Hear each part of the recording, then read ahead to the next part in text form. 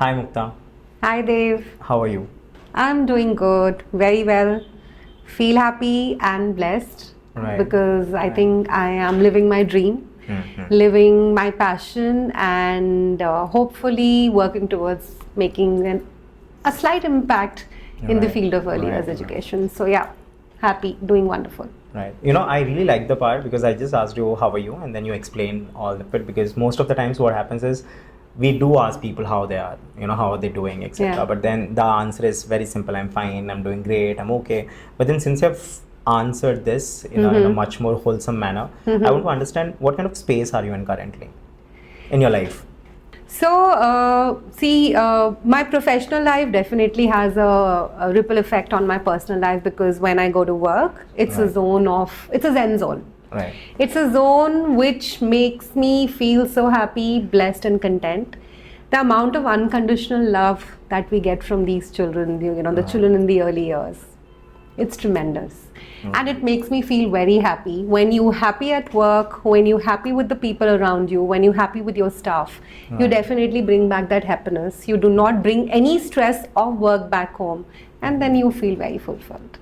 And on a personal note, also, yes, doing really well. We're a very small family. Like my extended family lives in Delhi, so it's just me, my husband, and my daughter. She's grown up, she's studying in college, and I and my husband are at that stage where we can experiment with a lot of things. Right. So yeah, it's a very happy space altogether. Right. I want to talk about this fact that you mentioned since Ekam Learning Center, the kids, how old are they? Like, what are the ranges? Like, what's the maximum range of age you have at Ekam in terms of So kids? we deal in very, very early years. Okay. We basically want to start as soon as a child is able to sit, crawl, and maybe start walking. Okay. Should I say 2 years old? No, as young as 9 months, Really? as early as 9 months. So basically, we've got two buildings in our flagship center, which is the Jubilee Hills campus, and one deals exclusively with children from the age group of 9 months to 2 years, but it's a parent-assisted program. Okay. So of course, the children cannot be on their own. So the parent assists the child, and it's called a parent-toddler program. And we create an environment and experiences which are very creative, stimulating, and conducive to learning, where a child can explore, experiment, and do a lot of things which the parents might not want them to do at home. Get messy, explore, put their hands in dirt, mud, paint here and there, and it creates a very creative atmosphere for them. And the parent is assisting the child. The parent is equally performing in the activities, leads to a parent-child bonding, and the child feels safe and gets ready for preschool. So this is basically preparation for preschool. It helps in social emotional learning. Even the parents, the young moms, the young dads, who probably don't really have an environment, a place where they can come and meet the other parents, see what other children are doing. For them also, it's a very strong bonding. We've seen strong friendships emerging out of a parent-toddler program as well. And then, yes, the formal preschool begins from 2 years and moves on till the 6 years of age group. So we deal with children from 9 months till 6 years. All right. Basically, the entire early years, which is the most serious and I would say the most important age group in a child's life, is handled by us, and it's a serious business. It's early years matter. It's a very big responsibility too. Yeah. Now I still wonder, even after you told me, but I still wonder, how do you take care of a 9-month-old, a kid, a baby? It should be really tough. But then having said that, I want to understand, because I love kids myself, but then I love kids until they are not grown. Yeah. I love them till like 7 or 8, and then they start all these things. But then I want to understand your part. How do you look at a kid? Because when you are starting something, or as Ekam, when you have started something like Ekam Learning Center, and of course the way I look at kids would be completely different in terms of how you look at. So I want to understand how you look at a kid. Let's say 9-month-old to a 6-year-old. How do you look at them?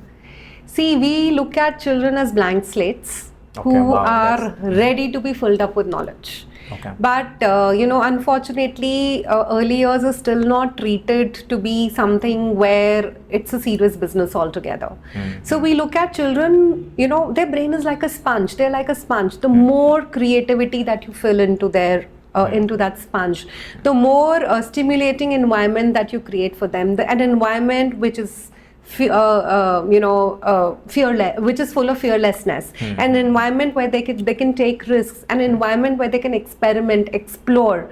All this, if you create for a child at a very early age, they will emerge as confident, fearless, build a good value system around their learning altogether. So children are looked as blank slates. Children are looked as those small little individuals who are developing a personality which will shape their future, which will shape their lifetime.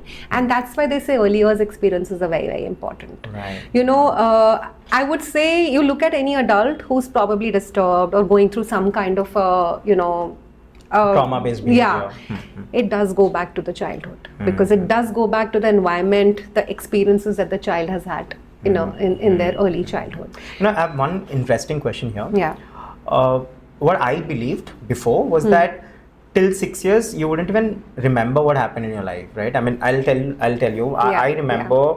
I remember probably my UKG, little bit of here and there, very blurry again. I wouldn't say I know what I was doing back then, but then till 6 I have no clue what I did, right? But then here's someone like you started a preschool and you're telling that it's very important, right, a kid from, let's say, 9 months old to 6 years old, and then these are the things that's going to actually shape someone's behavior, let's say, or someone's pattern of understanding, pattern of learning as well.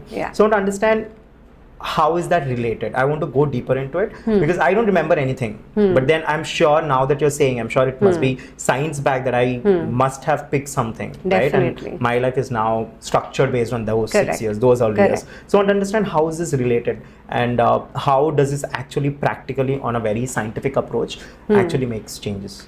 See, compare it to a grown-up tree, like a tree which has withstood a lot of seasons and the weather and so on. A tree will only be strong if its roots are strong.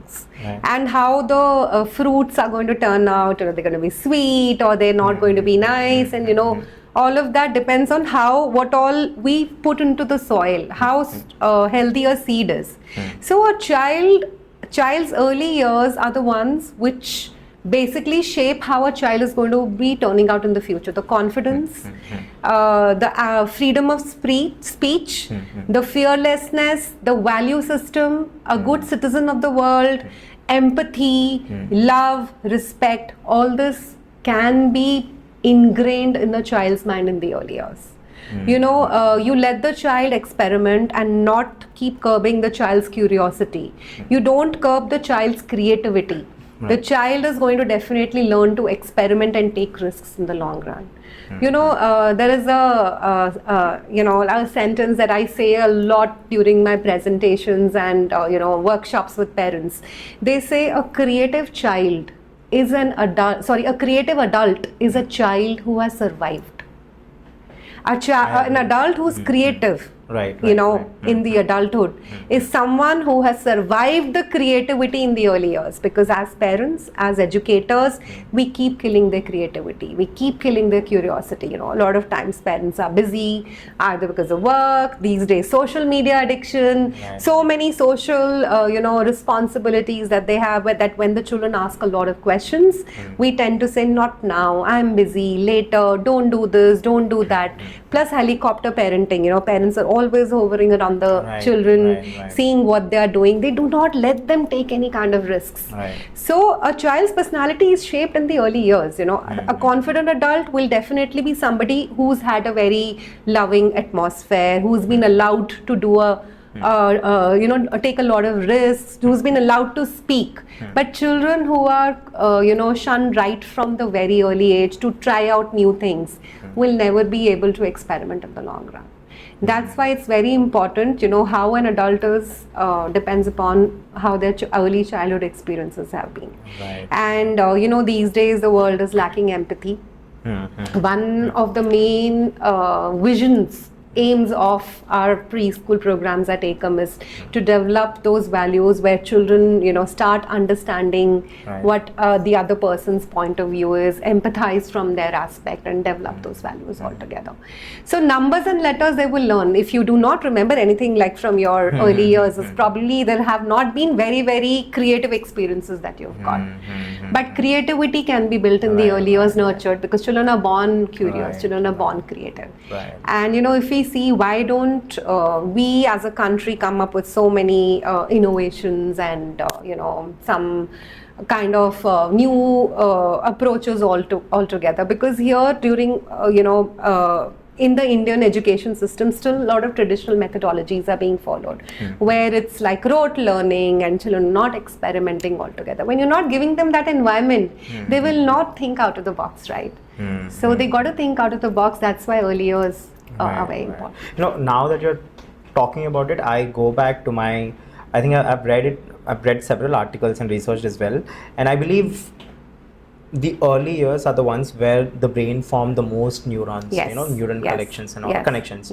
I believe those neural connections, of course, we might not remember how it happened, but perhaps they just somehow connect in the very early age, and then slowly growing up, that turns out to be your personality. Correct. Right. But then, having said that, I will get into empathy part, because you mentioned about empathy. We'll take a break from Ekam. We'll get into empathy part. I want to understand. See, again, empathy can be natural. Right. Like you can be a natural empath.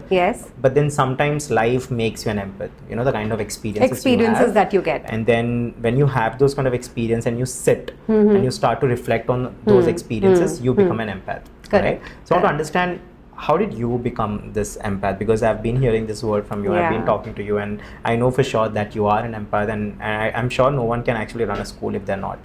So I want to understand, how did you come to this point where you're an empath? Does it come to you naturally, or are these the outcomes of your life experiences and your reflections on yourself? See, to be very honest, I have traveled a lot. I mean, because of work, and also because of the nature of my husband's job. So, been to so many places, met different people from different backgrounds altogether. Belonged to Delhi, lived in Bangalore, been in Hyderabad for more than 15 years now. So, I have met so many people across the globe, and have seen that, during these times and days, people are very selfish. Some of them. I mean, I would not say, of course, not generalize, most of them. And then they make their child also be like that. If somebody has hit you, hit your child back. This is not what you really teach your child, right? So basically going through a lot of these experiences, meeting people, seeing what they are doing, I had realized long ago that this is something that really needs to be worked upon, and the EQ part of it.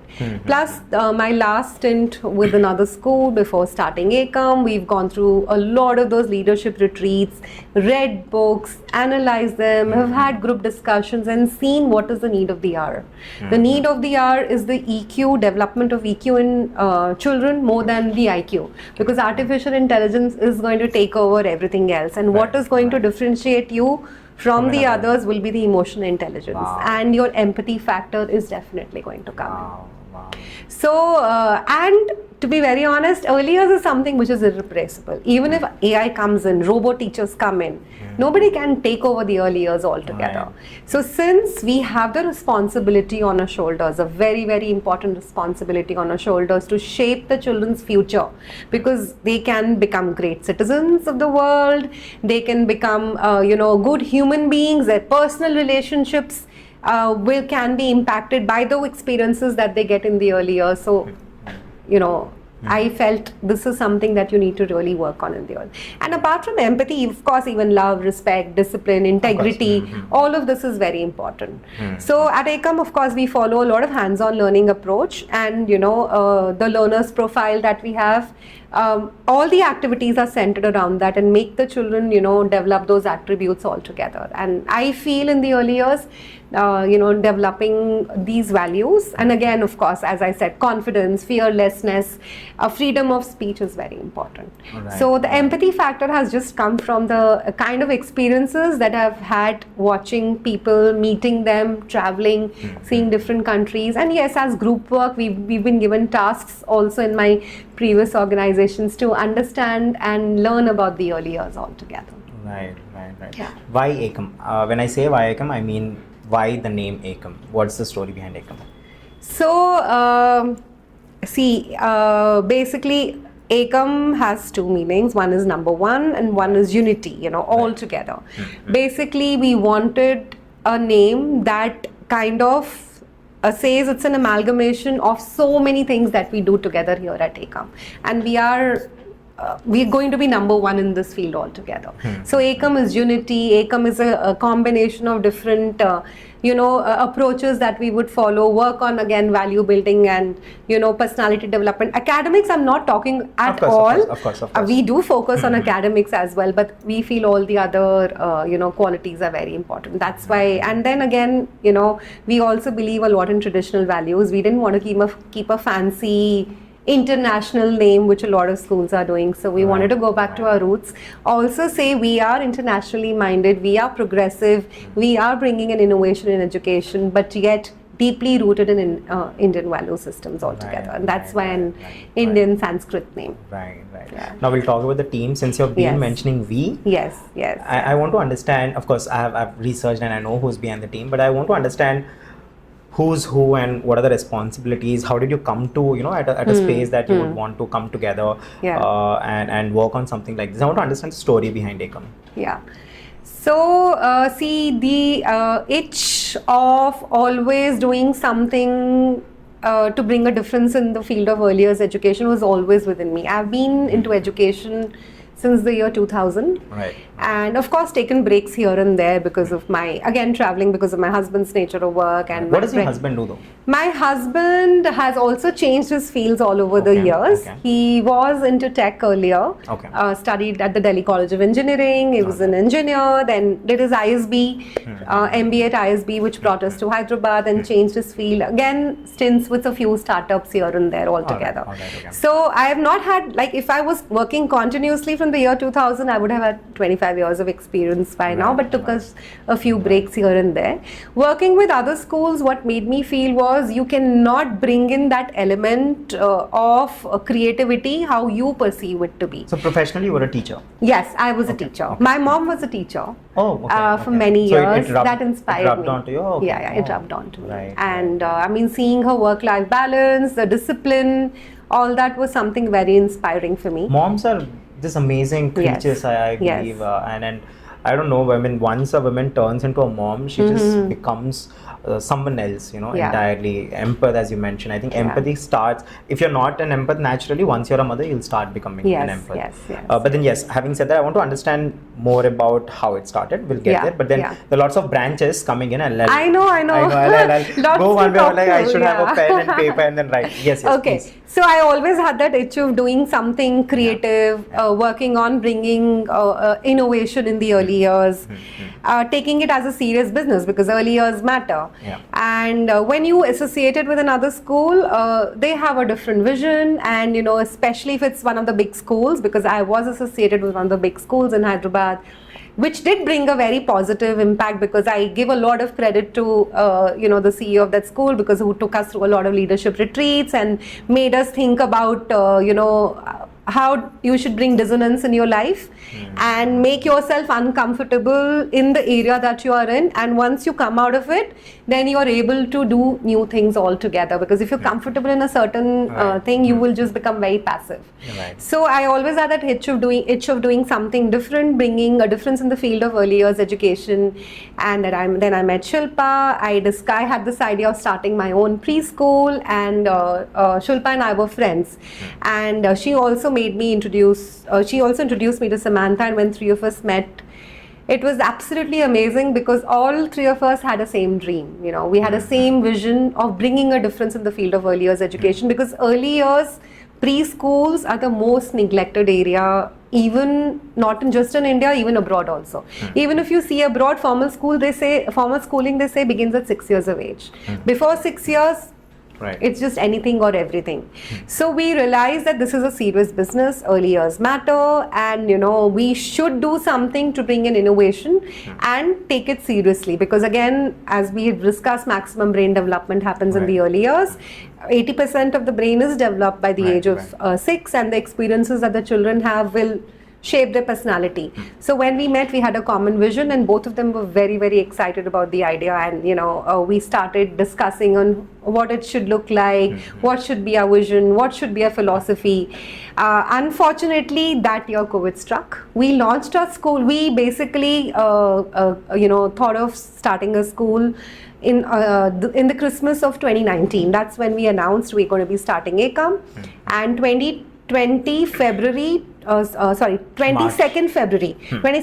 2020, it was a formal launch. In March, we get to know COVID is everywhere. Right. So it was a tough time for all of us, but unfortunately, since we could not do an in-person school, and we are a screen-free school, we are proud to say we are a screen-free school, so it took us quite a lot of time to come up to the fact that we should be using screen to teach. But then we discussed and we came up with a model where we're going to be involving the parents on the screen, and the child is not going to be using this. Yes. Understood. So it was a unique parent-toddler program on the screen where the parent is dancing along with the child, singing with the child, doing art activities. We would send them kits home, which the kits that they could use, a learning resource kit, which they could use and do these activities. It was a big hit. And Shilpa and Samantha have been a very, very important part in the entire learning journey altogether.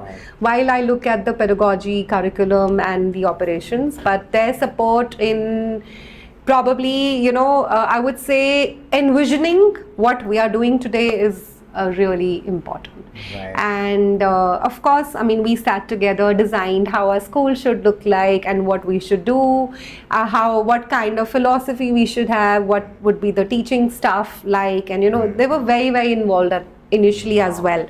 And even now their support is always there. We keep discussing, even if you're not meeting very often, we discuss. They're up to date with what's really going on, and now we're also planning to expand across India, come up in various cities altogether, and I feel our synergy is something that is behind the success of Ekam. Wow.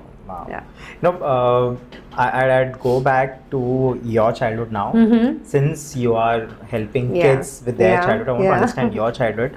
And then there are lots of other branches, as I mentioned. I have to talk about your mom as well, because I'm sure when at an early age you have someone to look up to, that changes your life completely. Correct. Because you don't learn intellectually, but at the same time you learn a lot of things which comes down to self-reflection later on in your years. And 100%. that will shape you even in your adulthood. Right? I understand, early age experiences, it will shape you. But then once you have this inspiration and you look up to them, your life also somehow changes. Because I am a big SRK fan, Shah Rukh Khan fan. And I know how much of impact I had because of him. And at the same way, I want to talk about your mom as well, since she was a teacher. Because I am not someone who has a teacher mom, but then she taught me many things with a stick. So I want to understand that aspect. How was your childhood, and then how was your dynamics with your mom? Did she ever had to take a stick and do something with that? Yeah, please. So I would say what I am today, I am not even 10% of what my mom was during her age altogether. She is definitely a very, very good role model, not just for me, but I think for her entire family altogether, the relatives and everyone. And with her multitasking abilities, her way, the way she would handle situations, her resilience, her grit, her willpower, I'm not even close to that. But I think yes, as we talk about early childhood and you're making me reflect also, I think what I am today goes back to the experiences she's given me. And she's a tough lady. Of course she was strict, of course, not with a stick altogether, but she was strict. I think my mom needed one. I'm sure your mom didn't need one. So I think the discipline aspect, the multitasking, how I envision things, how I make my goals. I don't think she's taught me, but observing her and seeing her, do the daily activities all together. And of course, there have been discussions. She would sometimes come back home and discuss what has happened in school all together. That's made me develop a love for learning and job into education. And the skills that I have today are something that I have probably inherited from her directly and indirectly by observing. Right. So that's how my childhood was. They've given us the best education. What kind of a kid were you? Were you like a nerdy, who's into studies kid, or were you? I was always a creative child. I think that's where the creativity aspect, has kicked in. And my staff tells me, that in Hindi, I can say, if I can, ma'am, or maybe in English as well, they say, you start thinking where we stop thinking. When our thinking stops, your thinking begins from there. I'll tell you, when your employees, let's say, have this kind of mentality towards their founder, let's say co-founder, or their CEO, for example, that company will definitely work, because you have to make sure that your employees know that you're not here because you had the money or you had the idea. You have to prove your worth that I'm here because of what I bring onto the table. I think if you have that, where your employees respect you, where your employees know that she's someone who can flip the world to get her things done, do everything and anything, that's important for the business. I think you're killing it. If you get that kind of comments, I think, because for me, if Shashikant tells me that "Arey acha kara re aaj," that gives me that high. I know. I completely touch wood. I would say, really knock on wood. I have been blessed with the best people that have been working with me, and I say that a school can look beautiful, good looking. The founders or the leaders of the school or the school head can just say anything that they want to the parents. But it's the teachers, it's the employees, it's the housekeeping staff that are actually the brand ambassadors. Because a parent might join in looking at, okay, the school looks beautiful. The person, the admission counselor or maybe the head of school talks really well, a school will be good. Or the school is associated with so-and-so founders. But they will stay there only if the staff is good. And I think I've been blessed with a good system in school, and all of us work together towards a common vision, which is to bring a difference in the life of children. And we always say, it is not my work or your work, it is our work. We are Ekam, we're together. It is never that my class. It is our class, it is our school, it's Ekam. We are working towards just a common purpose, which is to bring a difference in the life of children. So I feel all these skills are something maybe again I've inherited from my mother by observing her, because she was an all-rounder, absolutely inspiring. Right. I just want to understand, is she here? She lives in Delhi. My parents, my mom and dad both live in Delhi. Both healthy and happy? Aging, which kind of sometimes does, makes me feel sad, because, of course, they're not going to be there forever. But I think the sooner that you start realizing are the memories that, they've made with you all these years. So they are aging, old. I am planning to relocate them to Hyderabad very soon, because my brother lives in Australia, and they don't want to move over there because of the support system isn't really that vast that we can get over here. But I keep meeting them whenever we can. How proud is she towards you, the work? To be very honest, the parents never really realize that, you reach that level altogether, because I'm like a ghar ki murgi for them. But of course, when she hears from people, she's like, okay, she's really proud, because I've done something that probably nobody would have done in the family. And again, as we say, education, people are considering it as to be a hospitality service kind of a thing. It's not that. You're dealing with humans, you're dealing with young children, you're dealing with lives. So it's something very, very important. Of course she does. Parents feel proud. One question off topic, since you mentioned about your parents aging, and it's a harsh truth as well that you just revealed that it would be inevitable one day. But then I want to understand, when is the time that it actually hits you? Because for me, it doesn't hit me. It didn't hit me yet. Because I see, all good and great. And I'm young. My parents are little, But then, when does it actually hit? Like, I just let me know that when I grow old, at what time you feel like I'll start hitting, I mean, it will start hitting me. And see, the day they start, I mean, if you don't live with them, the day they start calling you very often for their needs is when you start realizing they become emotionally weak. Physically they are, but emotionally weak where they need you. And again, you know, the illness or sickness, that also really makes them, you know, physically weak altogether. But the day they start showing that dependence on you, where when you were dependent on them, but now they should start showing that dependence on you, is when you should start realizing, okay, you know, they are getting old altogether. Because it's a very, very big thing for parents to, you know, kind of approach their children for their needs altogether. Right. And I mean, I do understand that at times they want to do things on their own, but our presence with them is extremely important, because that's the emotional support that they get out of it altogether. Right. Yeah, so as I mentioned, there are lots of branches. Since you mentioned about your mom, I want to understand, how are you named Mukta? You know, I mean, everyone has a story behind it. I'm sure you must have one too. But I want to understand, what's the story behind It's not really a big story. I think my mom kind of just liked this name. I never liked my name right from the beginning. It's a very unique name. But yeah, I mean, I think my mom had also probably found it to be very unique, because it was not common at that particular point of time. Nothing really, but I think, yeah, maybe the letter M must have come astrologically, because they do believe in astrology altogether. And then Right. Okay, let's go back to Ekam. There are two types of preschools. I've done my research. Yeah. And I want to understand, why did you choose the latter from, you know, out of Montessori and Reggio Emilia.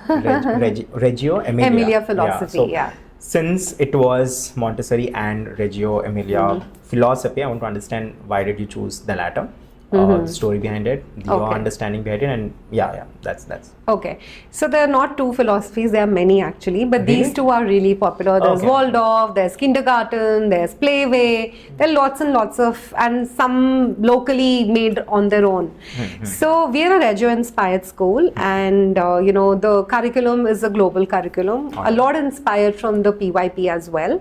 That is because of my stint with IB schools earlier. So my love for IB PYP has brought in an inspiration of the PYP curriculum also, and the philosophy is Reggio Emilia.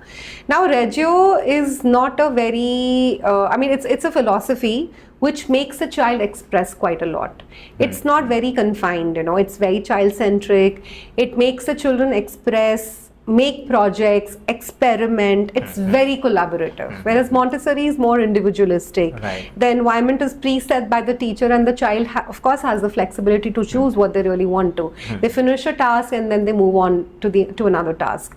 But Reggio is much more collaborative and expressive, and you know, it aligns really well with an inquiry-based approach also that we follow, which is an inspiration of the PYP program, the earliest program, you know, that I have worked in earlier. What was PYP? So the IB PYP, I was associated with an IB school before Ekam, and you know, IB is a curriculum which is no textbook based. It's an inquiry based curriculum, research based, inquiry driven research based curriculum, which basically stimulates the children, you know, which provokes the children, stimulates the children to ask a lot of questions, and the questions that they ask also becomes a part of the curriculum.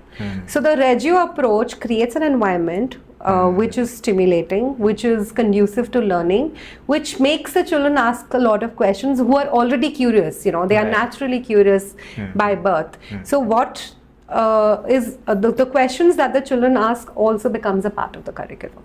So since it's more collaborative, it is more play-based, it's more hands-on, that's why we went on to choose the Reggio philosophy altogether, because we believe in collaboration.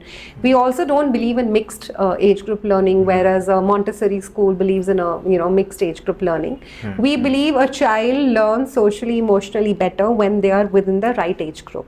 You know, like for a 2 to 3 year old or a 3 to 4 year old and so on. And since environment is the third teacher, which is the main, you know, USP. Who are the first and second teachers? Can you guess? The first should be the teacher. Okay. Teacher. Second should be, because you mentioned there's no books. Questions? Since you No. are, So the first teacher are the parents. Oh, okay. Because children learn from parents right from the Wow, time they're wow, born. right, And the right. second teacher is the teacher in Can the we school. redo it? I don't want to sound dumb.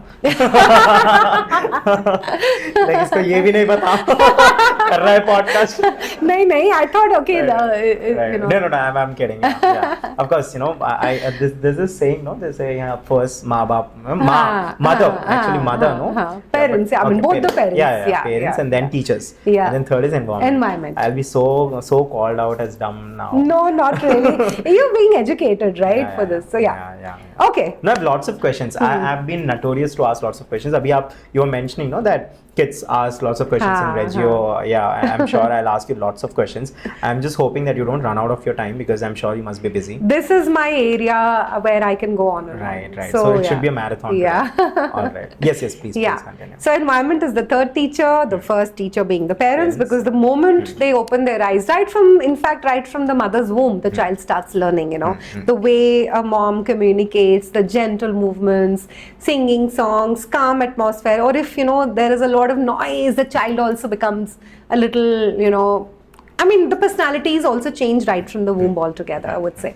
So the parents are the first teachers, the second teacher is the teacher, and the third teacher is the environment, which is the key USP of a Reggio curriculum, which says environment is the third teacher. Environment is what you create, the physical environment in school, the physical spaces, the resources that you keep over there, even light, and the, you know, sunshine, the nature, that is also very, very important, because, you know, even the light factor, if you know, plays a very important role in the child's learning altogether.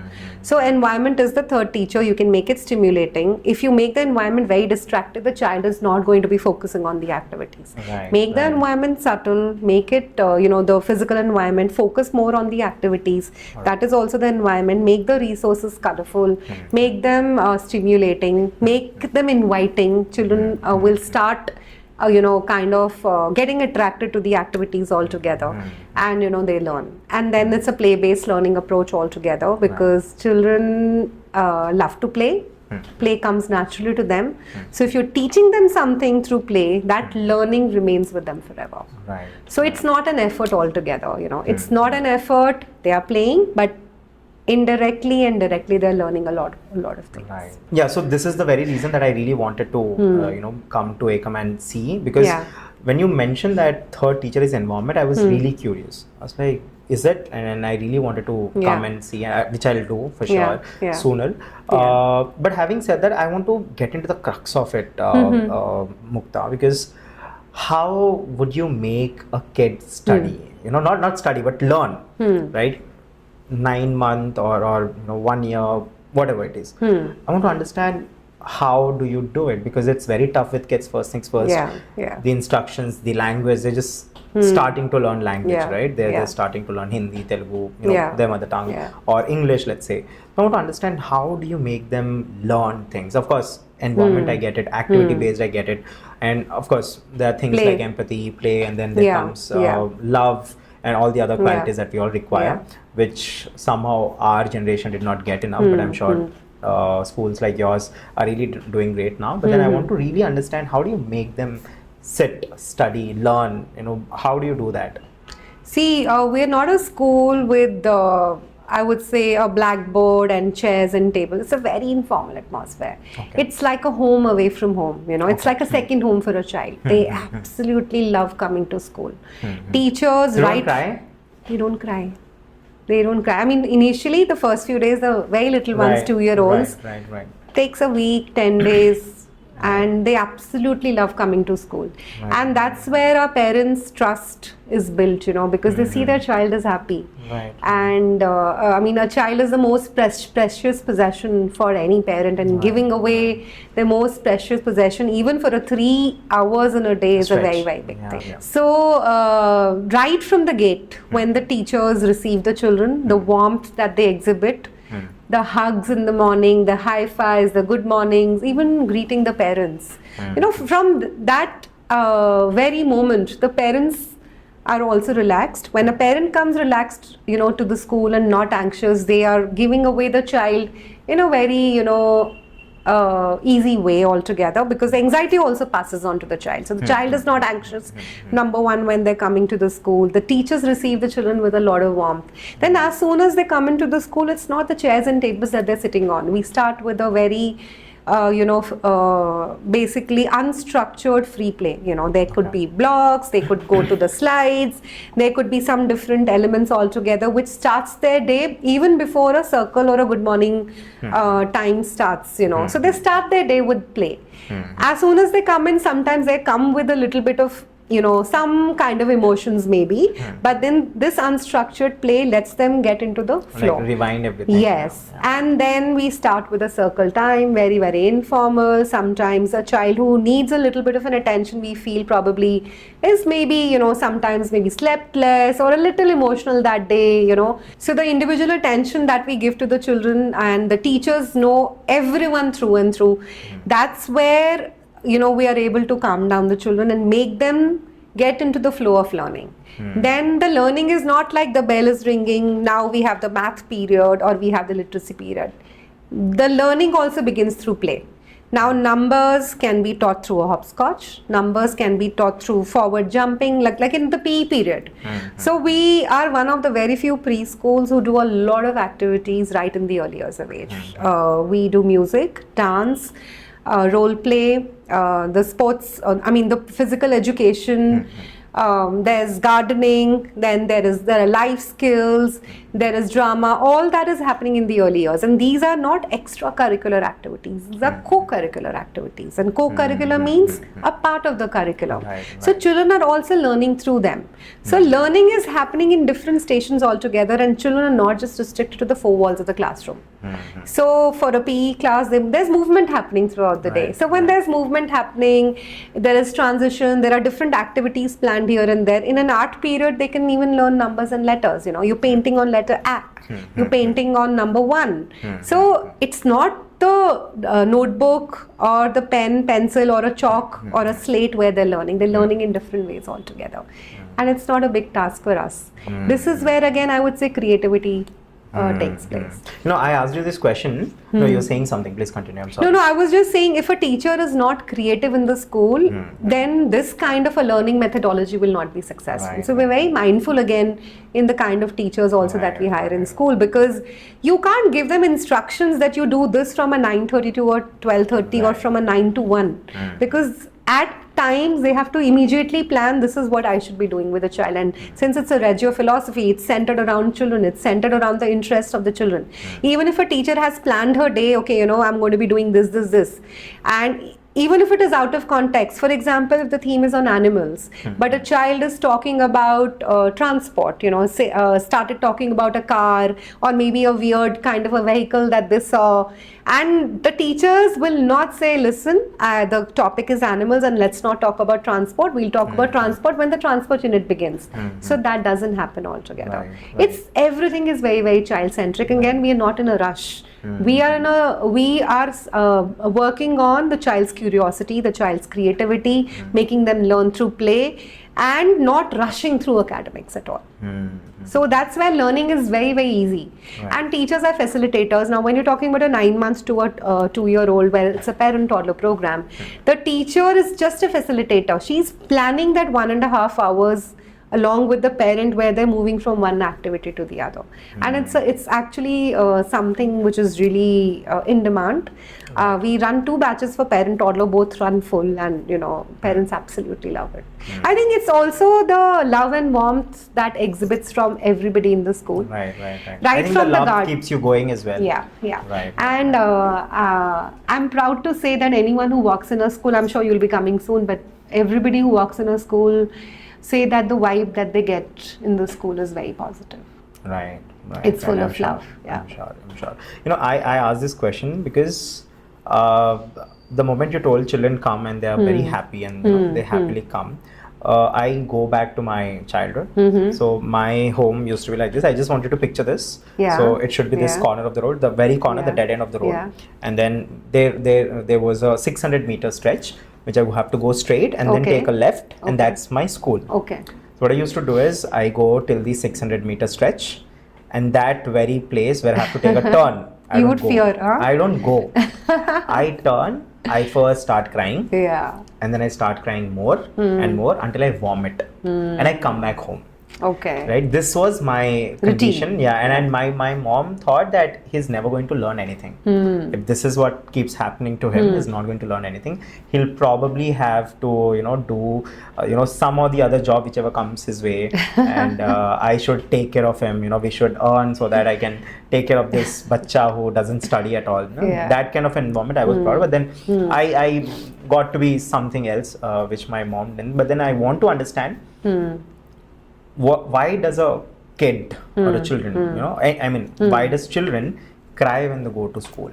Is there a psychological reasoning behind it, or is it just that they just miss their home and their mom and that love and care? Is it just that, or is it something beyond that? It's a separation anxiety. Oh, okay. So, the first orientation that I have with the parents just before the school begins, it's more or less like a counseling session. And for the youngest age group. So, parent toddler, they are with the parents, so there's no anxiety altogether. The without the parent program begins at 2 years of age, which is playgroup. That's where the children cry the most, and not just the children, we've seen parents also crying. Of course. Yeah. I get So what we tell them and counsel them, it's the separation. They're not crying because of pain. They're crying because of the separation that they're going to be having from you, and it's the love and comfort, the comfort that they have at their home, where they feel this is a safe zone, and now they're going to an unsafe alien zone altogether. Right. So that's why it's important that the transition into a preschool without the parent should be smooth, Right. So what works really well for us is we don't start the school, like playgroup is 3 hours a day, 9:30 to 12:30. We don't start it 3 hours right from day one. The first 3, 4, 5 days we allow the parents also to come in. That time we don't start the other programs because there are parents all over the school. Right. Then slowly transition them by first day 1 hour, then 1.5 hours, and so on. And children who are still crying, they still stay in school for 1 hour, even if it is a month. That's So genius. it's a customized adjusting program, transition program for every child.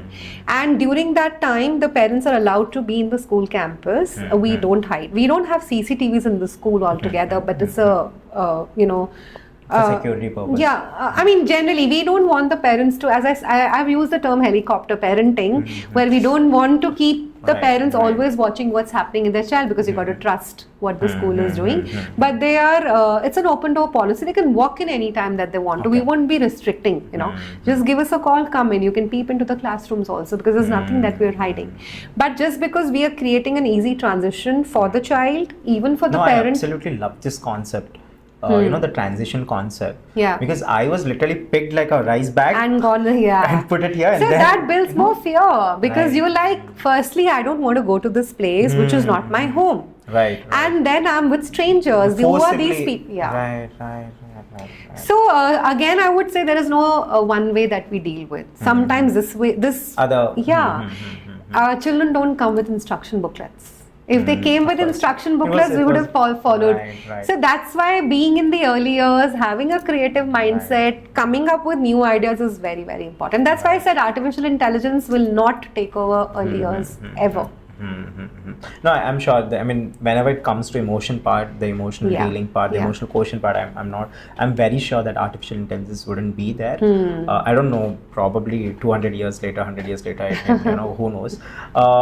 But having said that, I really like this transition period as well. And I probably will go back and tell my mom that this was the reason I was crying. And I think making the parent also understand that this separation is very natural. Why does a bride cry during the marriage, Oh, we are also talking about adults now. I'm up for it. Yeah. So it is just the separation that is a change. And if you're making a parent also understand, it's a very natural process. They say if you're carrying a child and you're anxious yourself, your heart will pound faster. Of course. And when you're carrying your child can sense the heartbeat. The anxiety passes on to the child. So the parent needs to be calm. The child will be calm. Together we work. We make the parent also understand. We make them start trusting us. We make them, that builds that trust in us, that okay, the school is taking good care of the child, and then follow different methodologies altogether. Yeah. And that's why children don't cry. I would rather say there are children who cry to go back home. Right. And parents are like, what are you guys Do you doing like have this yeah moment when they cry, not going home? Yes, like when we they, have seen that. Right, we right, have seen right, that. We've right. recorded Do you like the... they pat yourselves? Oh yeah, I tell my teachers, I said, pat your back, give yourselves a pat. Right, And right, I think these are those moments which are like real treasures. Unfortunately, teaching is not a very high paying profession. Right. But you get those, unconditional love, those moments out of this profession which are very fulfilling, which cannot be and never be converted into money. And I think that's what makes you happy. It's not just the money that can make you happy. And I have teachers who don't want to leave this profession altogether. And there are teachers with the youngest age group, 2 to 3. The first month is a little disruptive because of children crying and pain. But next year they will come back and say, I only want to teach this age group. Right. So you need to be very, very passionate, emotional, empathetic, patient with this age group to, be a teacher of the early years altogether. And the things, that give you, of course, the unconditional love and the things that you see bring a difference in the life of the children. Those aha moments are something that make you stick to this profession. Right. I first things first, I love this concept of transitioning from parents because that's important. Most of us do not know about it because I myself cried a lot. Okay. And the second thing that I really absolutely a fan of yours is when you mentioned that you train teachers. Yeah. Right, because you have figured out there's a pain point. Yes. The pain point is teachers are rather underqualified these days in terms of handling this age group. Yes. Right. Yes. And then to that pain point, we have started training these teachers as well. That's absolutely phenomenal. I mean, when I heard it from you, I was like, oh, okay. You have a pain point. You're not someone who's cribbing onto a problem. You guys are also working on the problem and solving it. But having said that, there's also another side to it because teachers are not paid enough. Right? Because that happens to be the rigidity. When we talk about why is this profession not touted to be one of the best when it actually requires lots of credit. Right? It needs lots of credit. So I want to understand, how do you manage these? The training aspect first, and then the salary aspect, the aspect of earning, this aspect of having a lifestyle. I want to understand that part, and how do you balance that at your school first, and then let's talk about in general what's happening. See, training of teachers, we have a comprehensive training schedule. Just before the academic year begins, all teachers, old and new, there is always attrition, Of course, they will keep hopping here and there. Understood. A few teachers, will keep hopping. Sometimes it's pregnancy, it's marriage, it's movement because of husband's work altogether. But all the old and new teachers go through a rigorous training program right before the beginning of an academic year. The new teachers join first because they get aligned with the vision, the philosophy, the expectations. And then the curriculum part, the old teachers also join in. Then they become the mentors for the new teachers altogether. So there's always collaborative learning. As we believe that Reggio philosophy talks about collaboration in learning for children, we follow the same for the teachers as well. So, we pair teachers where there's always an old and a new teacher together, or, they're becoming mentors, so that it becomes a network. And the school is not dependent on one person. Tomorrow, if I'm also not present in school for a few days, the show goes on. It's not like dependent on one person altogether. So there is a comprehensive training schedule that the teachers follow, and during the year also we follow professional development, and we also work a lot on their personal development, where we make them think about their purpose of life, think about resilience, grit, creativity, make them read books, come up and we have discussions on what was brainstorming. So when a teacher is happy in school, she's getting the right kind of environment, she's being loved, she's being respected, she's seeing that the parents are also giving her that kind of a love, and parents are not treated as clients, they are treated as an extended collaborators. So when she's happy in school, and again, as I said, when I was talking about me, I go back home happy. When the teachers also go back home happy, I think they look forward to coming to the school the next day. They're very happy. And, I've created a very, I would say, progressive environment at school. You have the freedom of speech. The teachers also have a freedom of speech. They can express themselves. They can tell me whatever they want to. There's hardly any hierarchy. I mean, of course, there's respect because of the division that we have in school. But I mean, that goes not saying. Yeah. But we realize how important they are at school. I mean, the important stakeholders are the parents, the teachers, and the children. It's like a triangular importance that we give to all three of them, because as I said, teachers are the brand ambassadors altogether, and they are the ones who will lead and who will also help us when we're expanding. So you keep your teachers happy, you keep the educators also maintain a work-life balance as well. I ensure they don't take home work, whereas some schools probably might follow lesser working hours, but then they burden the teacher by making them take work home. I tell them, when you're in school, think about school. When you're at home, forget about school altogether. Weekends are your weekends. Right. And we try to involve the families also at times during family events and so on. So I think that's what makes them retain. And then professional development keeps happening throughout the year. The older teachers, the more senior teachers are also given opportunities where they are presenting their learning. So they are empowered. And I hardly hire people from outside, because I try to empower internally. It's not about the age. A school head could even be much younger to the other teachers also, if she has the right skills and the attitude and the passion and the empathy and the skills altogether. So I believe in internal promotions. I believe in empowering teachers internally, because they will understand your vision and they will be able to take it forward. And I also say it is not the qualification. You could be a PhD, but you could fail to be an early years educator, because the skills that are required for older grades are very different for what are required for early years.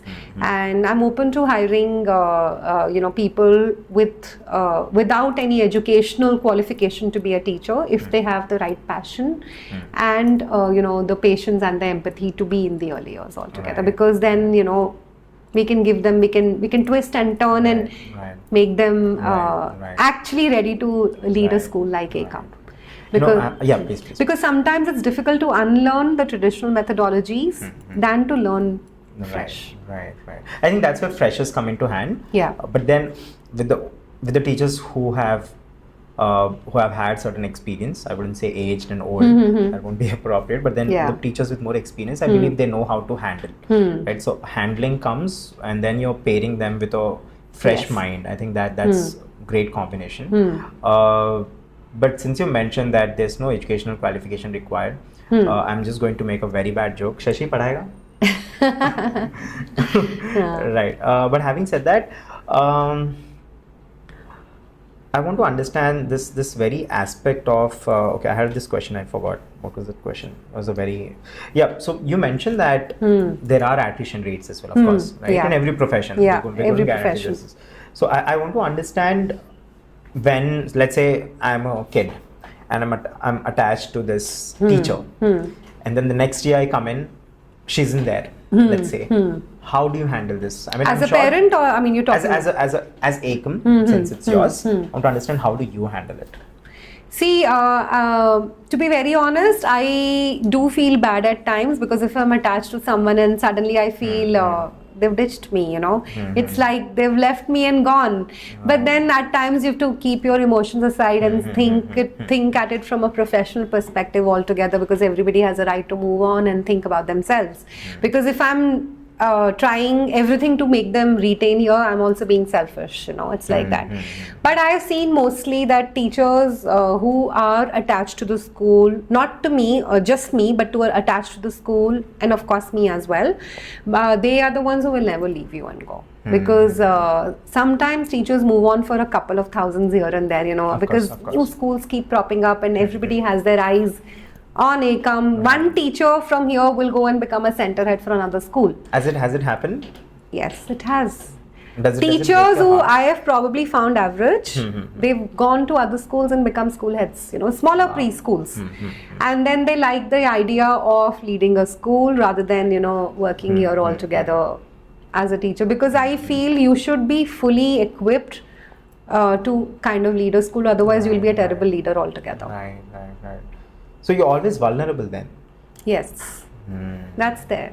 That is one challenge that we face in the and I'm education sure you'll space. face it in the future as well, because there's no replacement to this. Of course, I understand there are various reasons for someone to switch. Correct. It can be a better opportunity. It can be, different reasons again. And that's why we are also working on starting an early years academy, where we want to start training freshers and teachers. It's an idea that's still not yet fully been crystallized. But that would be how would I put it? There's this bullseye. That's a bullseye, because if you know that teachers are coming here, they're learning something, and they feel empowered that they can go lead somewhere else and then be altogether center head or a school head.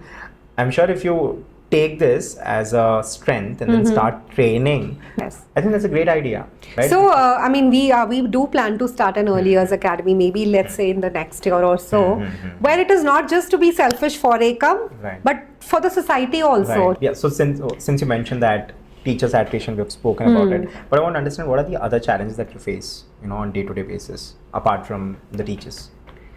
See, basically an early years setup. Earlier school is all about partnership with parents, making the children, feel comfortable, happy, confident altogether. Some challenges here and there at times we feel maybe parents are not too serious about the early years altogether. And at times, the backgrounds that the parents would come from, they would not really, again, treat early years or maybe the teachers to be, someone who should be really looked up to, because again it is a profession where teachers need that kind of a respect altogether. So but I think the environment again that we create at school, where we involve the parents in a lot of events and keep doing even parental workshops and all, they also get aligned with the vision. But that is a very small challenge sometimes we face, to make the parents understand the vision and get that particular respect for a teacher, because we are not it's not a client kind of a relationship that we have. It's not a transaction based. Yeah, it's not transaction based. It's beyond that. It's beyond that. So that is something. And of course, as I had said, the biggest problem that we would face is the attrition part, the teachers. But again, as I said that we are blessed to have some of the best teachers working with us. And sometimes to maintain that same quality, especially now when we are expanding, could be a small challenge. But with the teacher training workshops and maybe the academy that we have, and even when we partner with new franchises with the new franchises coming here and there, the partners, we're also very mindful about whom we are partnering. So the partners also need to envision the vision that we have for a school, and they also get trained with us. So for us, it's not important to be present there throughout. If the franchise owner or the franchise partner understands what Ekam does altogether, they're also able to trickle it down to their stuff. Right. This is one of the most important questions I really wanted to understand, and I'm sure one of my friends also needs to know this, wants to know this. I want to understand, how do you sync with parents as well? Because I tell you, you meet parents from different scope of work, aspects of life, and then when they send their kids to you, I'm sure there has to, and when you mention that parents also play a major role at Ekam, I want to understand, how do you sync with their energy, and what happens when it doesn't sync? I hope you understand what I mean. Yeah. See, parental involvement is a key aspect for us at school. So as I think I had mentioned in the previous conversation, before the session begins, we have parent orientation sessions where, we make them understand that these are the expectations that we have from you, and this is what we deliver. So we want you also to be in sync with our vision and philosophy, and also be a good role model for your child, because what we are doing in school also needs to be kind of done at school. I'm at home. And at school we train everyone, right from the guard who opens the gate of the school, to the housekeeping, to the teachers, to everyone, to be respectful, to be good role models to the children, because the body language is something that the children understand quite a lot. So the same thing needs to go back home. So we kind of convey an important message to the parents right in the beginning of the year, before the academic year begins. During the year we keep having some parent workshops. We have multiple events in school where we invite them to see what their child is learning, and every aspect of our learning has some kind of a social emotional angle to it, where it revolves around the values, it revolves around the creativity and the confidence. So parents themselves at different phases during the year see what teachers are doing, how we are interacting with the child, how we are interacting with them, how the entire team is working together and is in sync with each other. So even if there is a little bit of arrogance that comes from the parents aspect, they kind of cool off, because at the end of the day we are taking care of their child, and when they understand that whatever we are doing in school is for the child altogether, for the benefit of the child, that trust factor comes in, and we kind of don't really face issues. Right. Yeah. Although we have parents coming from varied backgrounds altogether, different fields also, but we are proud of the fact that we are all one family, and we all understand each other. We're smaller numbers. Right. We're not more than 100 in school. Right. In one of the campuses we have 100, and the parent toddler is about 40. So everyone knows everyone. We treat everyone equally, no matter whichever background they come from. When they are in school, when they're at the gate, they are the parent of so and so. It's not about what their personal stature or professional stature is all about. They are the parents, and they need to treat everybody equally. Have you ever faced problems like this? Not really, but there have been times where arrogance has been felt from certain sides altogether. But I have been in this field for a very long time. Before Ekam, I was leading the other schools. I was the school head, and I've dealt with multiple parents. I would say not thousands, maybe lakhs of parents now. So kind of know the knack. There have been times you have to kind of give your message subtly, maybe just not talk and then later go back. So at the end of the day, when they realize that everything is for their child, they would calm down. Right. So it has never been like something which has really disturbed me. But yes, sometimes I do feel that some parents need to be educated to understand that teachers need to be respected. This profession really needs to be respected. It's not like a hotel or a restaurant where you're going and paying for food. You should not feel I'm paying a certain fee, so I should get this in return. At the end of the day, we are dealing with human lives. We're dealing with small children, and we are working with them as our own. When that love is something that we are giving to the children, they need to give that kind of a respect to our staff, and I ensure all my teachers are very well respected. Right. So they're like my staff then becomes like my protective zone. They're like my babies. I can go to any extent to protect my teacher when I know she's not wrong. Wow. That's that. Now we'll get back to, since we were talking about teachers before, and the training part and all that. I want to continue that conversation. I want to understand. Right now, if I see, there are barely people who I ask, what do you want to be in the future, right? And then they would say, I want to be a teacher. And there is a shortage as well as we speak, right? Yeah. And I understand skill development is a part of it. We can do that. Attrition happens sometimes, that's okay. But then I want to understand the shortage of teachers in the first place, right?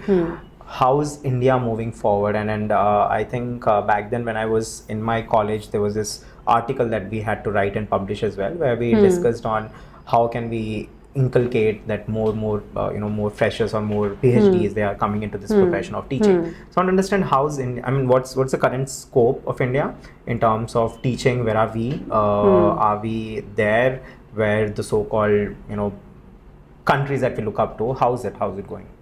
I would say the state of affair where the good quality of teachers, there isn't good quality of teachers available. Lack of good quality of teachers, not just in India. I think it's worldwide. Really? Again, yeah, it is worldwide. Okay.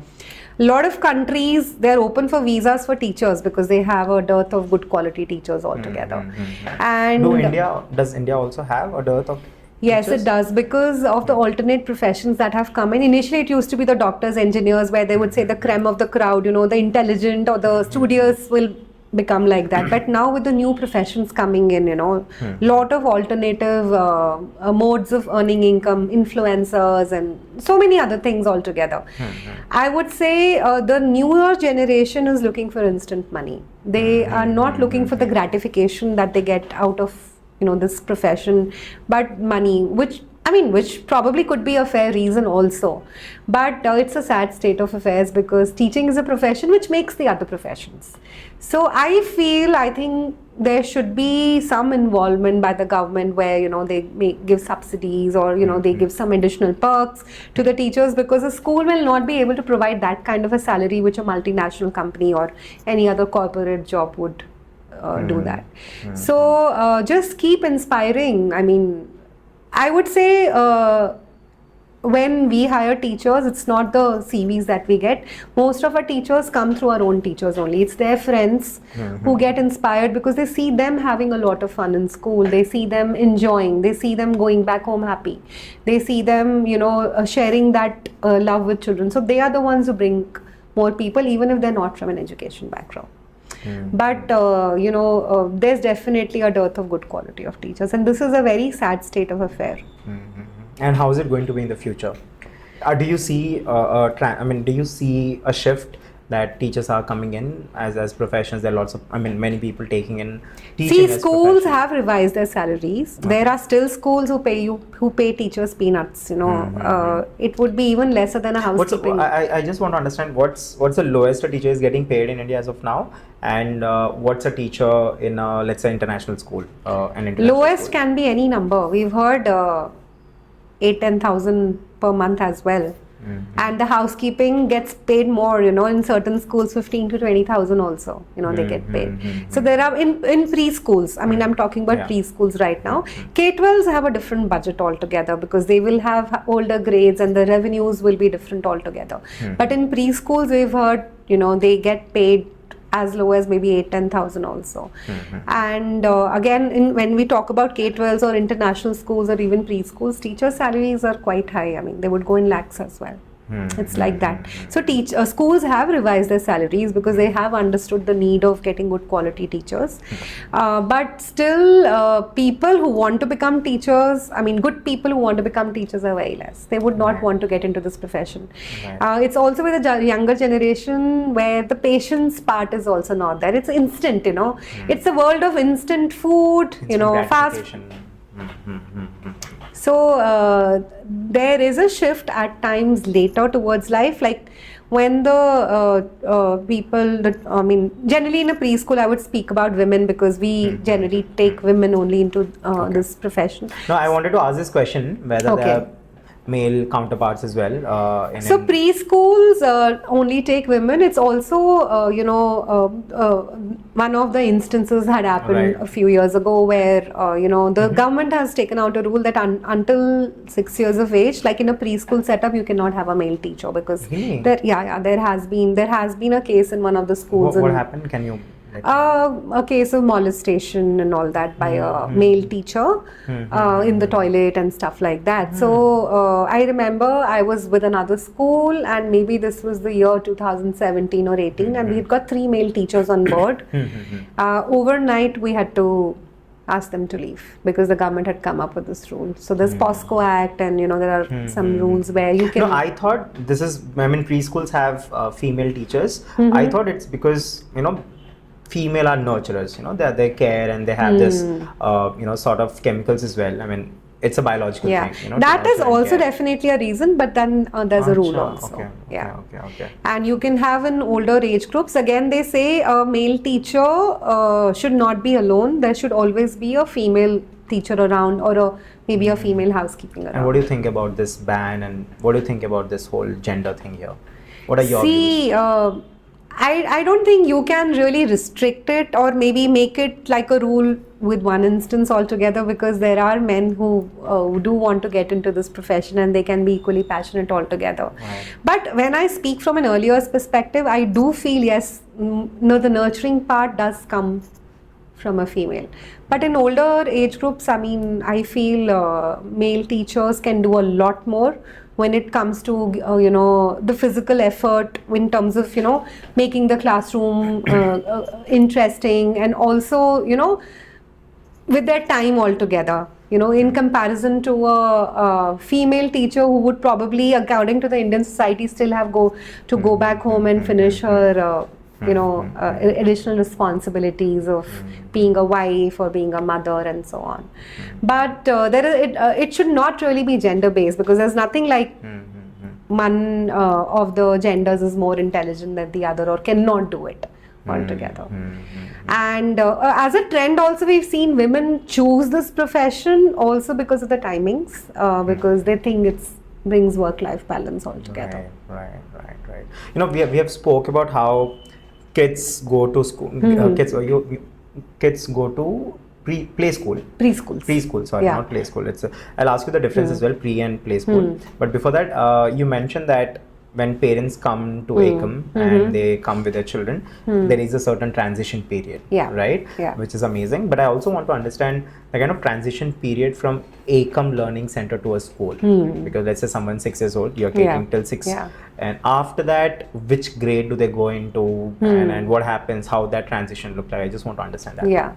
So we are a preschool until PP2 or upper KG. What is PP2? PP2 is like upper KG, pre-primary 2. UKG. UKG. Upper kindergarten. Yes. And children get into grade 1 when they are 6 years of age. So from our school, they transition into a K-12, like an older school, where they get into grade 1. Yes. Oh, okay. So we prepare the, as I have been talking throughout the podcast, that, we prepare the children with a lot of skills, with a lot of values, with confidence, with creativity. This really helps them develop socially, emotionally. So the transition into a grade 1 is easier for them. They don't find it as an alien environment because they've developed those skills to handle different situations altogether. And academically, even though I've not talked about it at all, during the podcast, but it's not that we do anything less. I would say the how of the curriculum is different. The what of the curriculum is not different. Whatever a 3-year-old, a 4-year-old, a 5-year-old needs to know, we do teach them. But it's how we teach them is different, which is a play-based learning methodology. We do not look at the thickness of the notebook or the amount of worksheets that the child is doing. We look at the knowledge that the child has gained. So it's not that somebody has written 10 worksheets or has written the number 9 15 times, they will know it. If a child has even written it 2 times, he will still know how to write number 9. So it's the quality of the work, it's how we teach is different from the other schools. So when they move from Ekam into a bigger school, it's not just the academic part that they're able to deal with, they're also able to adjust themselves socially, emotionally, because of the philosophy, of the curriculum that we have in school. I'll ask you this question, very interesting. Yeah. Do you have exams? Okay, so we don't have exams. Okay. We have assessments which are observatory mainly. We do plotter assessments, an assessment is for learning and off learning. Off learning is what the child has learned, and for learning is for the teacher to know, should I make my teaching style different? Should I slow my pace or should I increase my pace? Because it's not a textbook learning approach, right? Like when there are textbooks, everyone is learning this. Right. There are children here and there are children here. Right. This is the class level altogether. So in textbooks, everybody will be learning the same. So we don't follow a textbook approach. That's I think the best thing I've heard in 2025 before it ends. It's really amazing. I wish I was also younger and gone to school now. So when teachers basically assess children, they get to know whether the child is here, here or here. Wow. This one needs to be supported and brought here. So everyone cannot do the same worksheet because a child who is here will not be able to do this. Right. And a child who is here, if he is doing something which he already knows, he's going to be throwing chalks on others, getting disruptive, getting bored. So you need to challenge the child who's more than the class level altogether.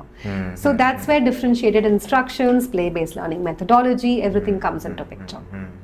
I feel like I'm also part of Ekam now. I think I'm training you to be a teacher. The next time someone asks me what's Ekam, I'll be the one. We are, all that. And, but that's really interesting. But then, I'm very curious. Let's say I was a 5-year-old kid. How would my one day in Ekam would look like? So your day is definitely going to be full of fun. When is it going to start? The day. I mean, let's say I'm 5 years Okay, old. a 5-year-old is in PP2, which Okay. is upper KG. Okay.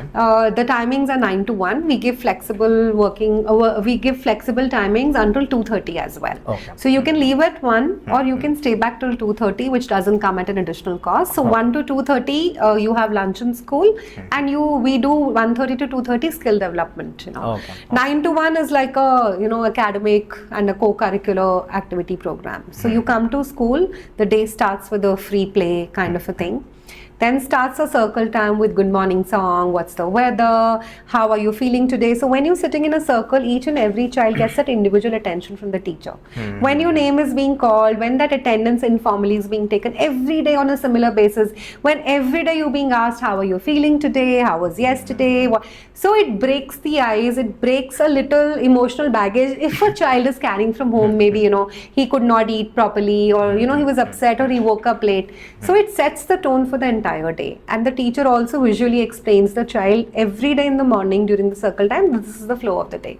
For older children, we kind of put flashcards also there, that first is maybe like we're going to be doing numbers, then it's going to be a physical education period, then maybe music sir is going to come in. We have a music teacher who is a male, by the way, in school. Okay. So the flow of the day is explained. This makes the child know what to expect, how would my day look like. So during the day, they have got 3 main subjects, which is, curricular subjects, which is literacy, that's English, numeracy, math, and the unit of inquiry. Unit of inquiry is nothing but science and social studies. And all these are taught in different ways, through music, through dance, through art and craft, through all. So every day there is a co-curricular activity, 2 or 3 co-curricular activities happening. We also teach them an additional language, Spanish. And the Spanish teacher also tries to integrate what they're learning in the science and social studies by giving them words. Like they're learning about animals, so she will give Spanish words for a cow, for horse, for sheep, and so on altogether. Yeah, so Little bit, yeah. Now since you've mentioned about languages, this was this question we were having this one. I wanted to ask you now that I got reminded of it. No, but before that I have to continue the conversation. Yeah, so you mentioned 9 to 1, these are the things that happen, right? Yes. And in between there's a snack break. Again, everyone is having snack together. We've got a dedicated snack area. Okay. For that so also. Do they carry boxes like we used to? No. So for us, nutrition is an important aspect at school, and we want everyone to develop new tastes, new textures, and healthy eating practices are followed at school. So we have a designed menu, and we share it with the parents in the beginning of the month, and everyone eats together. And again, does it change or is it monotonous? See, new items are introduced to experiment whether children would like it or not, but then there's a varied menu, varied options altogether. Every day there's a fruit which is different, and along with that there's like a breakfast tiffin kind of an item, and again everything is cooked in school. And again, I'm very proud of the fact our children love to eat school food. They love. This is an area where we win parents' hearts. If a child is enjoying school, loving the teachers, environment, and eating, you win parents' hearts. And they love school. There have been parents who've come to our school during PTMs and met our chef Didi, her name is Rani Didi, and asked for recipes. My child says, I want to eat the same way Rani Didi cooks in school. Wow. So it's like that. Right. Rani Didi should charge now. Consultation fees. But having said that, what's for lunch? So, see, snacks is between 9 to 1. 1 to 2:30, very few children stay back because it's optional. So, lunch is chapati. It's Indian. Chapati, rice, dal, sabzi, curd, salad. And that also is cooked by Rani Didi? Yes. And teachers also, teachers eat the same food. That's also cooked on the campus. And it's tasty. It's yummy. The next time I'm going to visit Ekam is when it's lunch period. Rani Didi, I'm coming for you. But then that's amazing. I really want to visualize, and I think I can visualize it now. But sooner I will try to visit. I really want to see. Talking about languages, you were mentioning how you're also introducing Spanish. Is it the only language you're introducing? It's the only second language that we introduce to our children. And the reason being, see, children can learn up to 6 languages in the early years because again, the brain is like a sponge. The more information you soak in, the more that they absorb. And we wanted to introduce a different language, different from their mother tongue or the local language, so that children get exposed to something different. Right. And again, it's not random. It's integrated with the curriculum. Whatever they're learning on, the unit is on. The Spanish teacher, she comes twice a week. She converts those words into Spanish and teaches, and through rhymes and through actions, and children absolutely love her also. Right. Since we're talking about languages, I heard that your Telugu is good. No, I don't speak Telugu at all. I can understand a few words that children talk in school, like intaki because they want to go home. Right. Then amma kavali. Right. I don't know my the dialect. Yeah. is correct also not. Yeah. Children understand the language of love. And I have been in this profession for all these years, but there has never really been a need because they understand the body language, they communicate through actions, they understand, as I said, the language of love. So I have always been able to, maneuver through a challenge that I have. And I don't think I'm really great in learning languages, though I do want to learn Telugu. I do want to learn Telugu. One question, since you spoke about it, I know I just get one question, as we speak, but then you have had 15 years of experience as of now in education. 25. I finished my B.Ed in the year 2020. Okay. And since then I've been working on and off in Delhi, in Bangalore and Hyderabad. Right. But last 15 years I've been in Hyderabad. Right. Yeah. I want to understand what are the things that, what has been your biggest takeaways from all these years that you're implementing in Ekam as of now? See, basically I would say this is, again, as I said, this is a profession that's very, very gratifying. It makes you feel content. It makes you feel as if, you're the best person, because children will love you unconditionally. So this can never ever be converted into money altogether. So the unconditional love that you get from children into this profession is something I think that I personally look forward to and makes me as energetic to go to the school the next day as has been the previous days altogether. And I would say that be patient, because education is something that will not give you an immediate impact, but it will show that impact slowly and steadily altogether. Right. So we got to not see immediate results, but see the results happening a little later through over the years altogether. And it's a very important responsibility that you have on your shoulders, which is to shape, generations together, right? Yeah, generations. They're like clay, right? You mold them. They're like, the brain is like a sponge, experiences. And when you hear the connections that the parents come and tell you in school, is this what you had said? You feel like, wow, they are observing everything altogether. And children actually become your biggest fans. The teachers are like the second moms. And when parents come and tell you that, that's like real treasure for you, So I think that's what an education profession is all about. Right. Yeah. This will be a tough, no, not tough, but this will be 3 easy questions, but I want you to answer them. It will help me know about you more and about your co-founders as well. Yeah. One is, how would you define yourself in 3 words? I would say creative. I would say fair. I think that is the first one, because I'm a very, very fair person and equal to everyone. Fair, then creative, empathetic. Wow. 3 words for Sam. Absolutely humble, extremely helpful, and full of creativity again. Wow. And Shilpa? I would say a go-getter, full of ideas, energy, always bubbling with, again, creativity, and a great friend. Right. What are the things you have learned from Sam and Shilpa?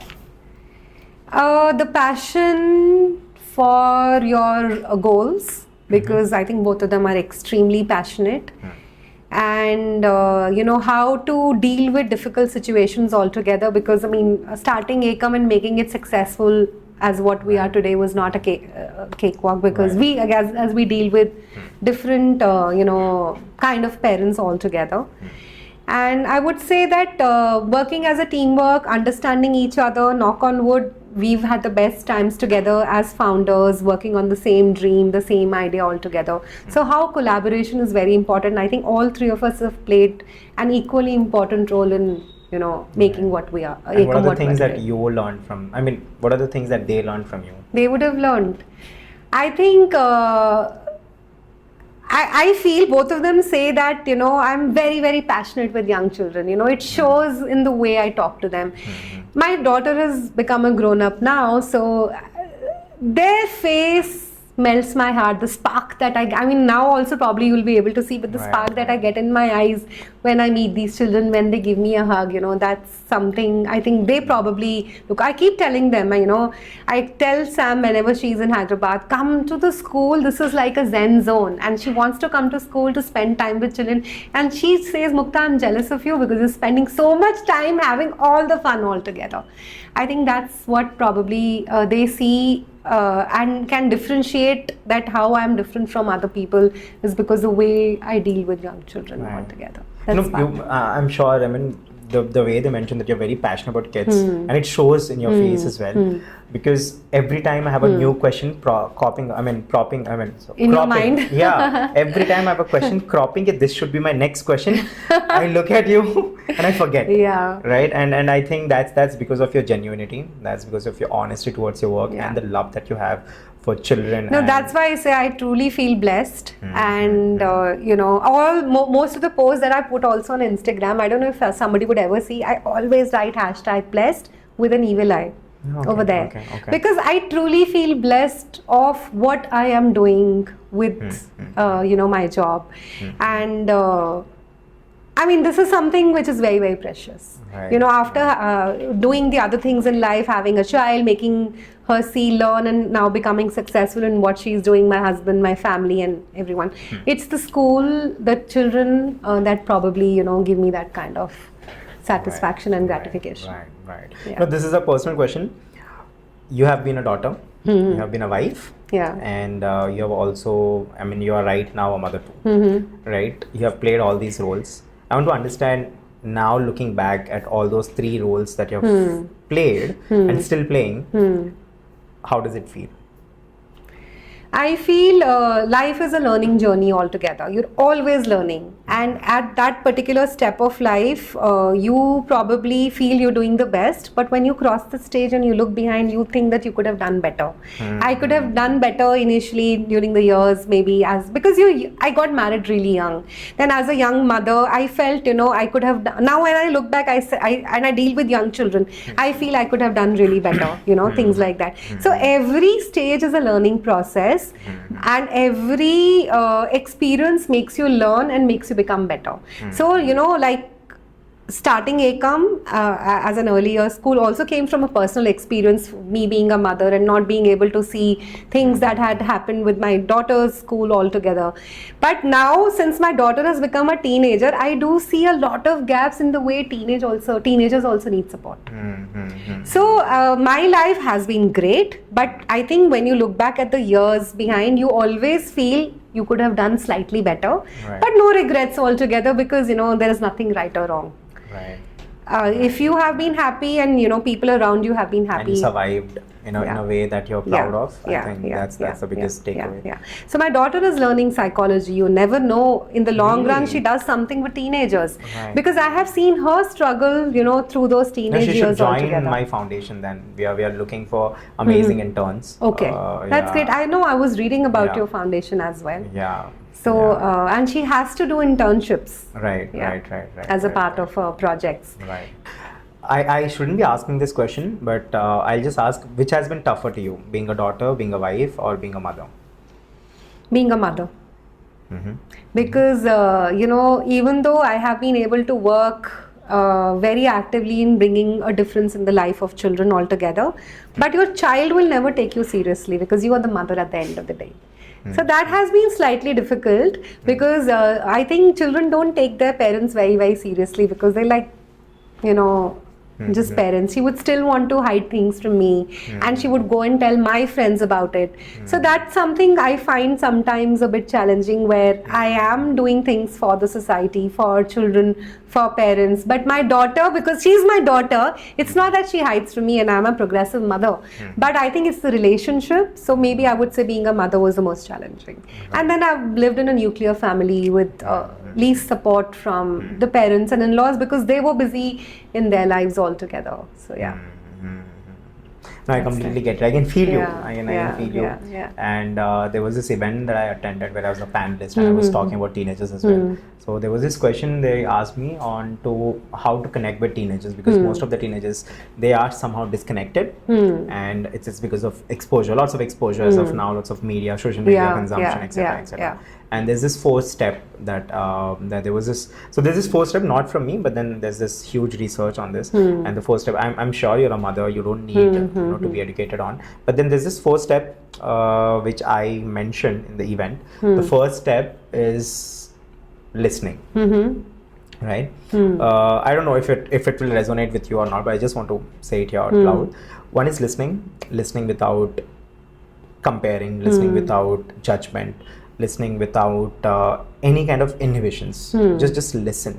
And then listen until and unless they run out of words. Right? And then the second part comes wherein you label it.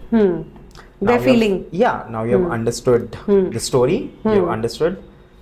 Now you label it. अच्छा, तो ये हुआ. And अभी तुम गुस्सा हो.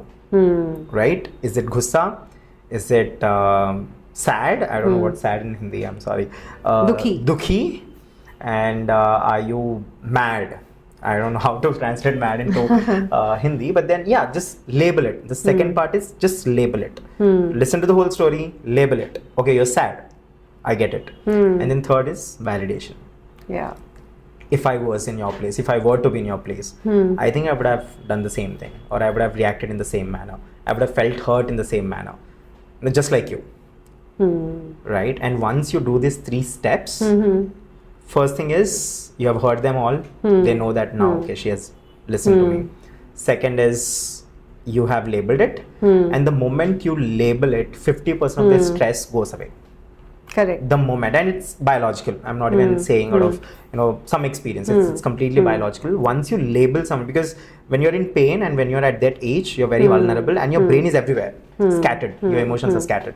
And when you label it, it's basically you spoon feeding them, telling them that this is how you're feeling and this is what I'm telling you out of my experience, because I've grown 40, 50, whatever years old. 50% stress is gone. Be okay to listen to them. Let them label themselves. So let's say you say that you're sad. They say, "No, I'm not sad. I'm mad," or I'm angry. You say, "Okay, cool. You're angry then." Okay. You don't twist their label. I mean, try to label it. If they're not understanding and they think that this is something like this, you listen to it and you say, "Yes, you're right." Basically agree. And agree. Just listen. See, that's what I'm saying. Every step is a learning process, right? Maybe a few years down the line, when I look back, this is how I've dealt with my daughter. I will be able to deal with situations better. And third one is validation. Once you do the validation part, they will be open to listen to you. Once आप validate कर दिए कि I would have done the same thing, no matter what they did, how horrible things have gone, it can be anything. But then start validating. Once you start validating, they will be open to listen to you, because the fourth step is the solution step. Yeah. This is where you step up as a parent. So this has also come from personal experiences? No. This is out of my profession, my understanding, my empathy, sensitivity that I go through, that I learn. So the fourth part is solution part, and this is where they need a parent. Third step, I mean, at the fourth step, they need parents. In the first 3 steps, they need a friend. Then what happens is, as you mentioned, we parents, we want to hover. Correct. And as soon as they say something, you listen to a problem, you're just there to help them solve it. But they don't want it. They just want a friend for the first 3 steps. And the fourth step is when they need a parent, a guide. Right? But then, of course, there are many exceptions. Sometimes they wouldn't even want to talk about it. Right? There are lots of lots of exceptions. This can't be right for everyone. But then this is one of the proven and most successful methods out of all. So and I think for the parents who don't, I mean, for the kids who don't open up, it's better to give them the space. Just give them the space until and unless they really want to talk about it. Correct. And then don't knock on the door again and again. Just let them. I know. Sometimes that maternal paternal instincts, because you want your kids to be safe. And for any mom, I can say it on camera, their kids are their biggest priority, the main priority. Even not even their husbands, I'll be very honest, because I've seen my own mom. You know, my mom would go fight with my father if he's doing something wrong towards us, or he whatever he does is affecting us in a negative manner. And of course that starts up, and it's very hard to actually follow all these steps. I know, it is. It's very easy now. I'm telling you, I know. I'm aware of it, that it's very hard. But then this is magic. And once your children, your kid, your teenager becomes comfortable, I think there would be no limit. But again, it's just fair share of life. You know, you have been in the same place once upon a time, and now your daughter is in your place. Correct. And it's just a phase where you will learn a lot of things. She will learn a lot of things. And I'm just happy that you have your own school, your own preschool. And I was wondering, how did you mother your teenager, back then when she was early? So every step was a learning experience altogether. Try, test, as I said, children don't come with instruction booklets. I could not read anywhere and see how to do it. Experiment, do things, discuss with other moms, read blogs and stuff like that. But during those days, as I had said, the schools were not very, very parent friendly. You would not get advice from schools. Here we spend a lot of times meeting parents. They take appointments. Sometimes they discuss how to handle different situations, all together.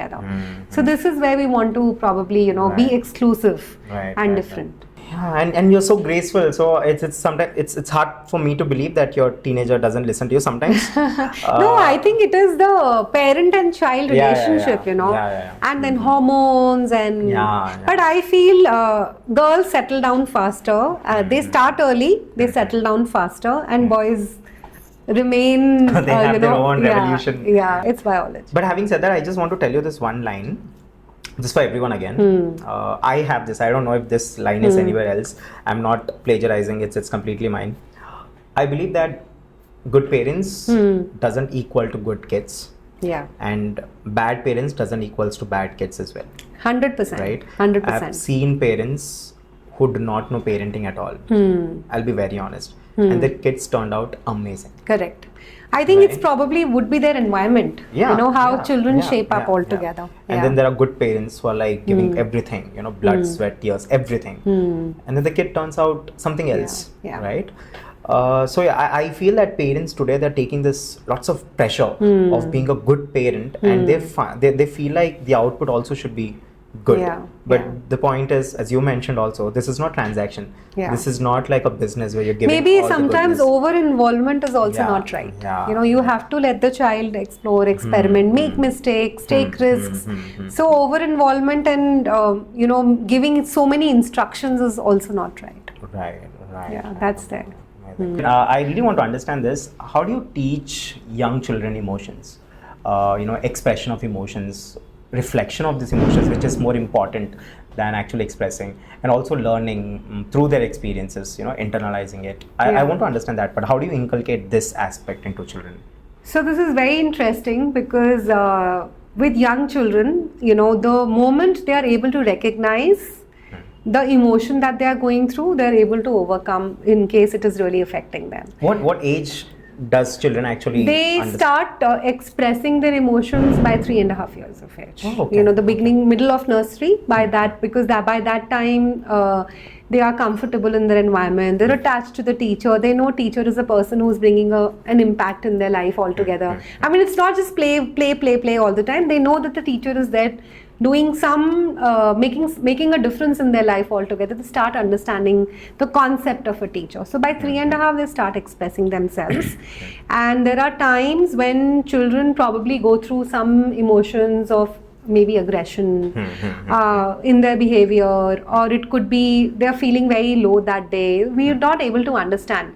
So it starts with talking first and making them also reflect on what has really gone through. And the most interesting part is we maintain a reflection journal for children. So children who are not able to write, they are able to express through drawings. Wow. So we believe that every mark that a child makes on paper has a meaning. And you just need to sit with the child and ask, what is this? Even though that will look like scribbles, but every scribble, every mark that they make, they will be able to have a explain. meaning for it. So we keep a reflection journal from PP1 and PP2, that is 4 years to 6 years of age. But with the younger age group also, we do talk to them. And sometimes if they've shown an aggressive behavior in class, like hitting or things like that, we have a corner where we say, go over there and think what you've done wrong. They might not really come up with it, but then slowly they will say, I hit that child, and then we talk to them. Should you have done that? How would that child feel? So the dialogue makes them, understand what is really right and wrong. And once they are able to identify it, they will not do it again. Right. And that reflection journal is something very, very emotional by the end of the year, because when parents also go through it, sometimes it's just describing what they did over the weekend as well. But the beauty of this aspect is, which a lot of people don't know, even educators won't know, that children who are making marks will always have a meaning to that mark. You just need to sit with them and have that storytelling. They'll be able to explain. Yeah. I can sense they're very lucky to have such a preschool, and congratulations, and I hope that this grows to the biggest level possible. And can I ask you one more question before? Yeah, sure. Ekam is of course inspired and is following Reggio philosophy, but at the same time I feel there are lots of Indian in Ekam as well, right? Because we have different traditions altogether. And you're capturing that traditions as well. You're inculcating those as well into kids. Because if you really talk about the actual Reggio philosophy, they do not inculcate our culture. Right? And our culture is very different. Even for me, it becomes quite daunting to understand sometimes. Even though I read and I know a lot, but still, I still feel like I do not know much. I want to understand, how do you inculcate that within children? See, basically, Reggio is a philosophy which works in a certain style altogether. Yet we say we are internationally minded. Yet also, locally. Rooted? Yes. Wow. Internationally minded, traditionally rooted. Yes. Wow. So you have to absorb the local culture, and India is vast. I mean, we can't say we do we absorb the Indian culture.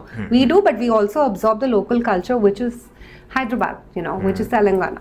So lots of events in school, dressing up, talking about those events, talking about the stories. In fact, a lot of Indian fables we have in our library also, which we explain to the children, which talk about the Indian culture altogether. Making the children also understand that there's no differentiation between a pink and a blue color, boys and girls, no gender discrimination. Right. So stereotypes. Yeah, correct. When you come to our school, you will see a dedicated section of Indian books altogether. So it's through storytelling, it's through celebrating festivals, it's through traditions. It's also parents coming to school as guest speakers, talking about their culture. When we see parents from different backgrounds from India, we tell them to come dressed up according to their traditional clothes, talk about their culture. Sometimes they bring sweets and food and stuff like that. That is how we inculcate Indian culture also altogether. So I have lots of questions. I'll do a part 2 with you. So this one question. First thing is, I want to understand your vision towards Ekam, let's say 5 years down the line, which is very HR asking to their employee question. But I want to understand, how do you see yourself, both personally and professionally, and Ekam together in the next 5 years? So, we are here with a vision to bring a difference in the field of early childhood education, and in the next few years, we plan to set up, Ekam schools all across India. In the next 3 years, in fact, we plan to be in 40 cities. That's the aim that we have. And high quality, premium, early years education centers, which work again, more on value building and empathy factor and creativity and confidence altogether, and work towards bringing in new teaching methodologies and philosophies and research-backed, methodologies altogether, where learning becomes interesting and focuses on the children altogether. So this is the aim, to bring a difference in the field of early years education. We've also started the Happy Childhood movement, which basically focuses on happy childhood, because a happy childhood shapes again the personality of children. So the Happy Childhood movement is about doing a lot of events and initiatives through our existing and the future schools to bring parents all together and educate them about the importance of the early years also all together. Right. And again, training teachers, starting the academy, and seeing that the quality of early years educators doesn't go down. As I said, early years is not about the qualification that you have, but the passion and the zeal for learning, the patience and everything all together. We've seen a lot of moms after, when they're looking for a career shift, also move into this profession. That also works well for us all together. And the newer generation, again, very few people who are really getting into this profession altogether. But yeah, 3 or 5 years down the line, the aim is to try to bring a difference in the way early years is looked at, not from the perspective of Ekam, but also, trying to educate people through the Happy Childhood movement altogether, make the parents realize the importance that we have, and try to see that how we can make good citizens of the world and make people, make children value driven altogether. That's what is our vision, and where I see Ekam going in the next 5 years altogether. Right. And what is it for you? What is in store for you for the next 5 years? Do you have it planned, or are you someone who takes? No. We have some plans also in place to shape how we are going to be spreading all across. And I'm talking about you personally. Okay. Yeah, because I mean personally for you, how do you want to grow in the next 5 years? How do you see yourself apart from your work? Personally, I see myself giving more time into this, because I am kind of getting relief from a lot of motherly duties altogether with my daughter growing up.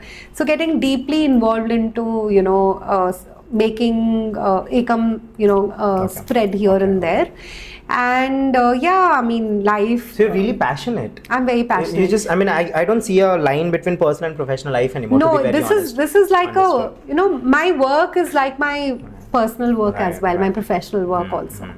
Also, I feel I'm a lifelong learner, so keep educating myself, do new courses, travel to new places. I've been to Finland, by the way, to study the best practices of education system. Because Finland is the best place to study. Yeah. I think it's still high rated, the top country. So visit other countries. Finland and then Denmark. Yes, see what they do, exchange ideas, invite them here.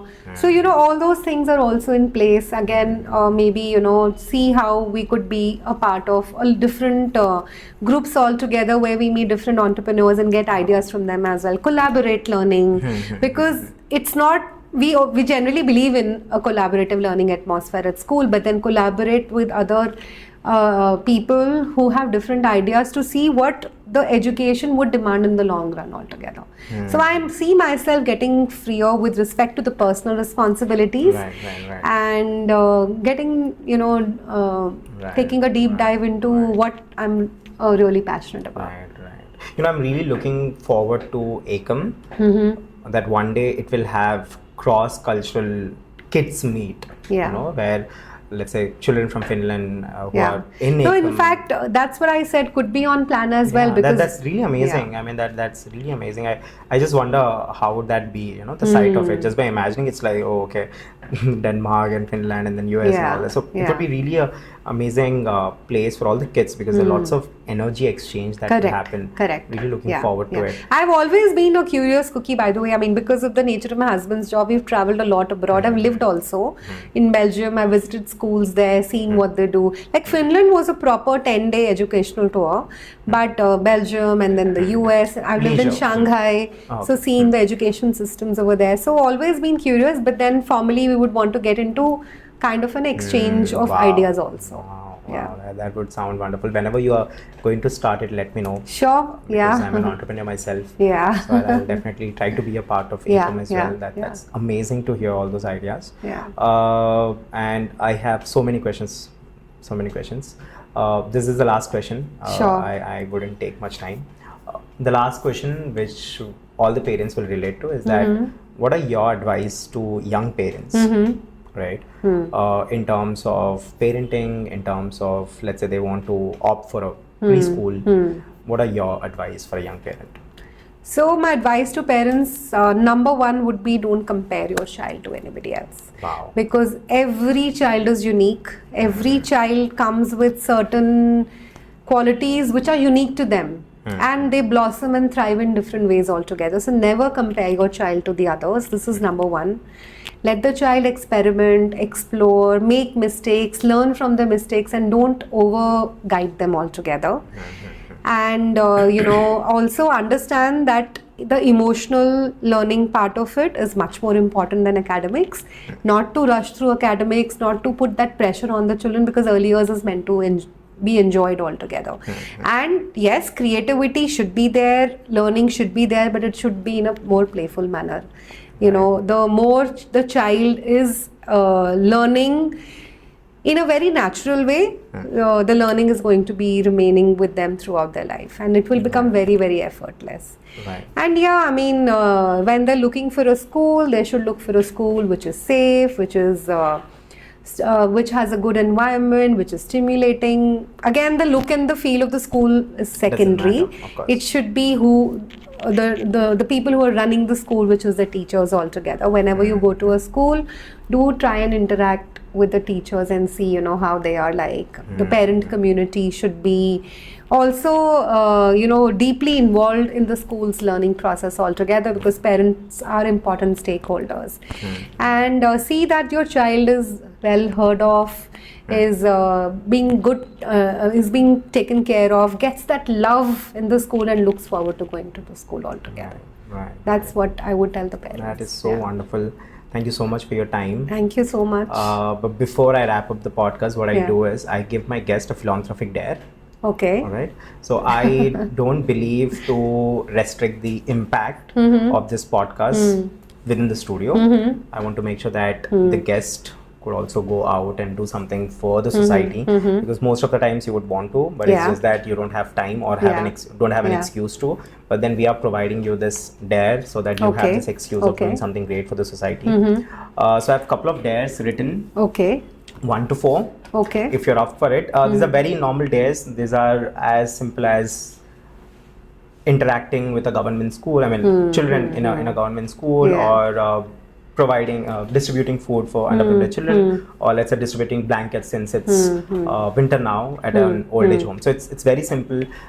If you're up for it, you can choose a number between 1 to 4. Sure. And we will be doing it together. Sure. So you'll be performing the dare, but then me and my team would be present, and we'll also shoot it, because first thing, I was not a fan of shooting these kind of dares, but then at the same time I feel like if I really shoot it, there are certain people who actually take inspiration as well. Yes, 100%. So even if you or I can influence a certain someone to do something great for society, I'm sure it will have its own ripple effect. Right? So if you're up for it. 100%. We just did something with old people, okay. where we went as a team all together and spent like a couple of hours, 2-3 hours with them, dancing with them. We did all the games that we would do in school, and took it over there, sang songs, danced with them, and then cut cake and played games and stuff like that. Very easy. In fact, community service is a part of our philosophy also, and we do 3 big events during the year, the 3 terms. So the second term is due, we could do it together. Oh, cool. We should. Okay, so cool then. So since you're telling that you are doing the philanthropy aspect yourself, I'll just join you. Okay, we'll plan something. I'll see what magic you're bringing into people's life, and of course we will be capturing all those joy moments as well. Sure. It was great having you. Thank you so much. Thank you. Thanks a lot. It was my pleasure meeting you as well, and I think knowing people who are equally passionate about education and are empathetic is something that really gives me a lot of happiness. Altogether. Thank you, and wish you good luck. Thank you. I see a very bright future in you. Starting all of these things at a very, very early age is something commendable. Thank you so much. And wish you good luck, and I do see a very bright future. Thank you so much. Thank you.